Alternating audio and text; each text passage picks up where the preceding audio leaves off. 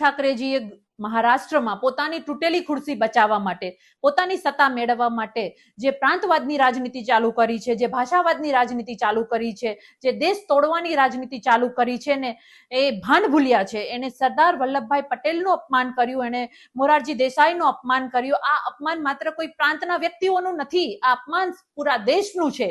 આ અપમાન એ સરદાર વલ્લભભાઈ પટેલનું છે જેણે અનેક પ્રાંતોને એક કરીને અખંડ ભારતની રચના કરી છે. આજે દેશનો એક એક વ્યક્તિ એના ઉપર ગર્વ કરે છે.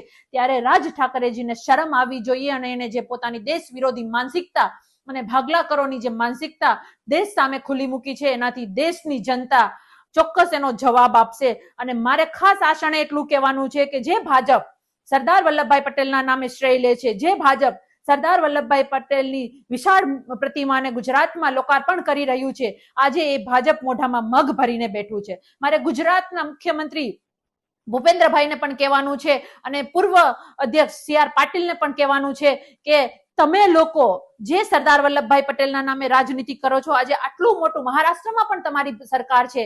રાજ ઠાકરેજી પ્રાંતની રાજનીતિ કરી, ભાષાની રાજનીતિ કરી અને પ્રાંતોને તોડવાની કોશિશ કરે છે, ત્યારે તમે ચૂપ બેઠા છો.